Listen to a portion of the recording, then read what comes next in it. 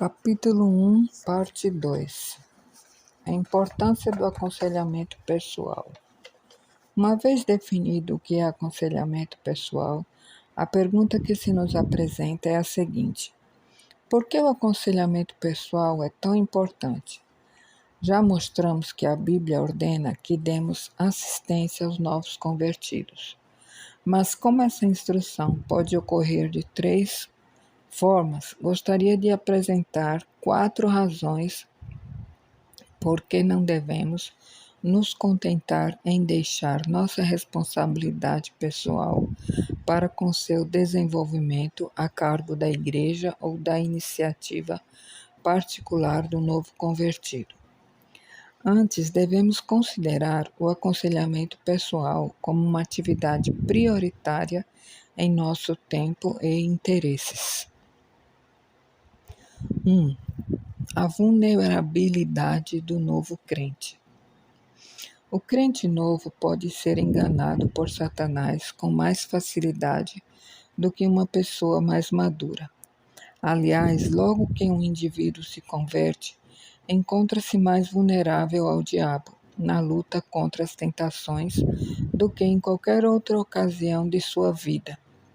É muito comum um novo convertido ter dúvidas quanto à validade de sua experiência com Cristo. Ele precisa da proteção que uma pessoa mais madura pode oferecer-lhe. A vitória sobre as mentiras de Satanás só é alcançada pelas verdades da Palavra de Deus. Cristo ensinou isso quando empregou textos bíblicos para vencer o tentador no deserto. O fato de um crente novo conhecer pouco da Bíblia torna-o quase indefeso. Essa vulnerabilidade é um forte argumento a favor do aconselhamento pessoal. 2. O potencial de transformação do novo crente. Outra razão importante para o aconselhamento pessoal do novo crente é seu potencial de crescimento espiritual. Ele se acha em um momento crítico, pela primeira vez em sua vida. Tem a possibilidade de efetuar verdadeiras mudanças em seu modo de viver. A orientação e direção que recebe no aconselhamento pessoal podem aumentar grandemente não apenas essas possibilidades, mas também a rapidez dessas transformações. Seja ele jovem ou adulto, o aconselhamento pessoal acelera seu crescimento em Cristo. Quando um crente amadurecido se acha em profundo contato com um novo crente, ele pode descobrir aspectos de sua vida que precisam de mudanças. Pode ajudá-lo também na aplicação das verdades bíblicas mais necessárias ao seu caso. Sem orientação pessoal, muitos novos convertidos não podem aproveitar ao máximo esse período tão importante e não crescem em Cristo tão rapidamente quanto poderiam. Um problema muito comum nessa fase é o surgimento de padrões errados de comportamento no crente que não recebe orientação em seu crescimento espiritual. Isso não apenas impede seu desenvolvimento, mas acarreta pecados desnecessários que precisarão ser corrigidos no futuro, para que ele possa iniciar o processo de crescimento verdadeiro e constante. Na Bíblia, esse processo de mudança é chamado despir-se do velho homem e revestir-se do novo homem. Os textos de Efésios 4 e Colossenses 3 explicam esse conceito de forma mais completa. A verdade dessas passagens deve servir para incentivar-nos a realizar o trabalho de aconselhamento pessoal. 3. Com o trabalho do aconselhamento pessoal, o discipulado é mais bem feito. A terceira importante razão para se fazer o trabalho de aconselhamento pessoal é a que diz respeito ao desenvolvimento do discípulo. O aconselhamento aumenta grandemente a rapidez e a probabilidade de desenvolver-se o discipulado na vida do crente. Um dos mais importantes e básicos objetivos de nosso ministério pessoal é justamente formar discípulos. É preciso que definamos claramente a palavra discípulo. Tenho aprendido pela experiência que existem tantas definições desse termo quanto são os seus definidores.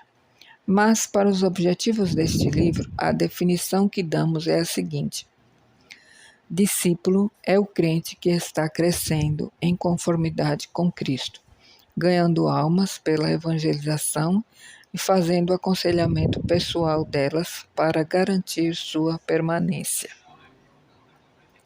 A importância de se formarem discípulos como parte do ministério cristão foi apresentada claramente por Cristo em Mateus 28, versos 18 a 20.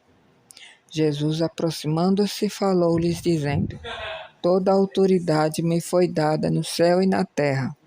Ide, portanto, e fazei discípulos de todas as nações, batizando-os em nome do Pai e do Filho e do Espírito Santo, ensinando-os a guardar todas as coisas que vos tenho ordenado.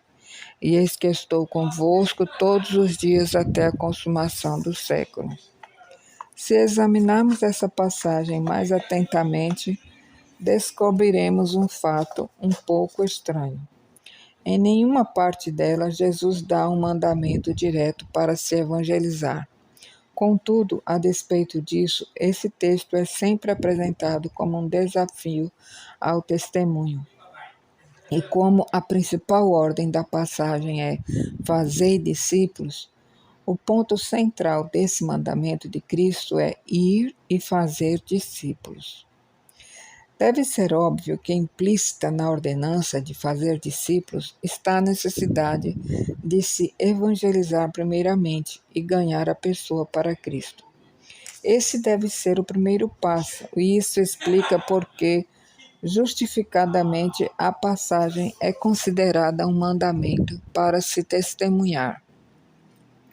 Embora seja importante não perdermos de vista este aspecto da mensagem, devemos manter também o cuidado de não ignorar o mandamento principal. A parte mais importante desses versos é fazer discípulos. A formação do discipulado no crente deve ser um dos primeiros objetivos do programa de aconselhamento pessoal. Quando emprego o termo aconselhamento pessoal, faço-o tanto no sentido mais amplo como no mais restrito. No sentido restrito, refiro-me ao trabalho inicial de firmar um novo crente na fé. No sentido amplo, refiro-me a todo relacionamento que um crente mais maduro tem com um novo convertido durante certo tempo, a fim de ajudá-lo a atingir a maturidade espiritual. Para evitar mal-entendidos, vamos definir formação do discipulado da seguinte maneira.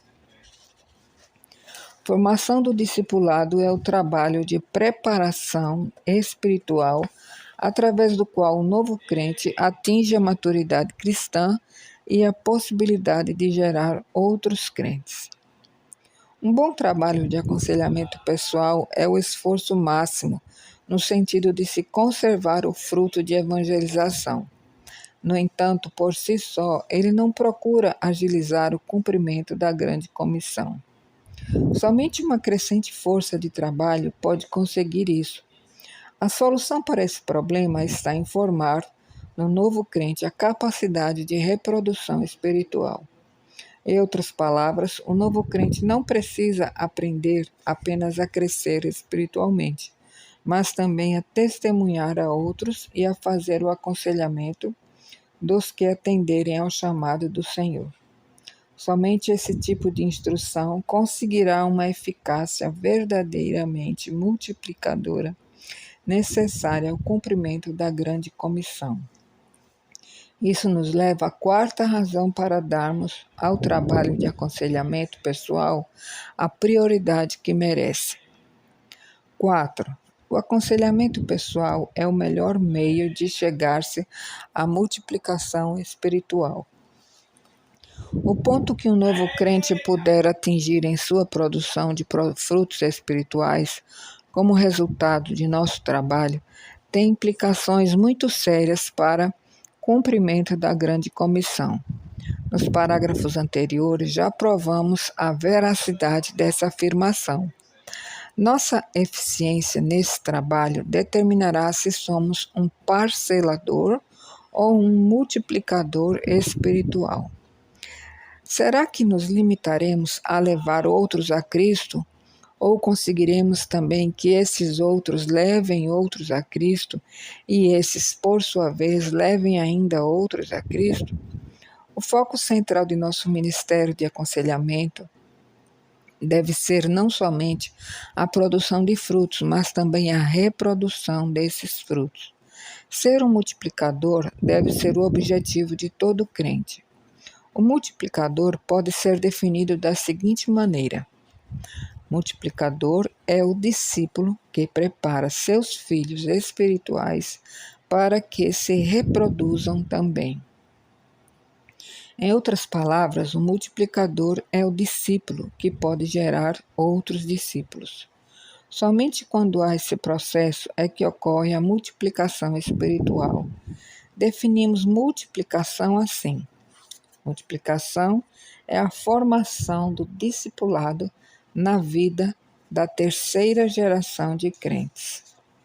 Explicando melhor, a formação do discipulado na terceira geração é a preparação de uma pessoa que discipulamos para que prepare outros para discipular outros. É extremamente importante compreendermos o conceito de multiplicação espiritual, pois o objetivo deste livro é produzir crentes que possam multiplicar-se espiritualmente. A multiplicação espiritual é um processo que passa por 4 fases distintas. Explicaremos cada uma delas para que se compreenda melhor esse conceito. Primeira fase: evangelizar. A primeira fase da multiplicação espiritual ocorre quando falamos de nossa fé com outras pessoas. Como já explicamos na grande comissão, em Mateus 28, versos 18 a 20, existe implicitamente um mandamento para testemunharmos, e nisso não se pode comedir. É imprescindível que falemos de Cristo aos outros. Embora os métodos de evangelização possam ser os mais variados, a mensagem é uma só. Quando falamos de Cristo no poder do Espírito Santo, começamos logo a ver os resultados, isto é, os frutos. Quando o indivíduo se arrepende e recebe a Cristo como Salvador e Senhor, inicia-se a segunda fase do processo de multiplicação.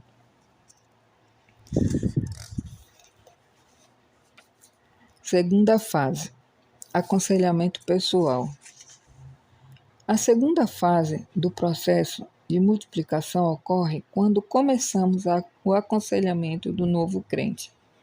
Nós nos reunimos com ele regularmente para fornecer-lhe os cuidados e os ensinamentos básicos de que necessita a fim de crescer espiritualmente. Enquanto na primeira fase toda a nossa evangelização se concentrava em testemunhar, na segunda fase passamos a dedicar uma parcela cada vez maior de nosso tempo à edificação desse novo convertido. Mas devemos continuar a testemunhar de Cristo, mesmo estando empenhados no trabalho de aconselhamento pessoal. É importante que não negligenciemos o testemunho. Faz parte do aconselhamento pessoal incentivar o novo convertido a identificar-se com Cristo publicamente e a proclamar o Evangelho, isto é, testemunhar. Depois que ele começa a agir assim, nosso esforço é duplicado, em consequência de nosso trabalho em fazer com que ele se ponha a testemunhar. É importante relembrar que testemunhar por si só não é suficiente para o cumprimento da grande comissão. Chega um momento quando o novo crente já cresceu um pouco, em que ele leva alguém a Cristo. Aí tem início uma nova fase. Teremos de instruir esse novo crente para que faça o aconselhamento do outro. firmá-lo na fé. É a isso que chamamos fazer discípulos, ou resumidamente, discipular. Ao iniciarmos essa outra parte de nosso ministério, introduzimos a terceira fase do processo de multiplicação.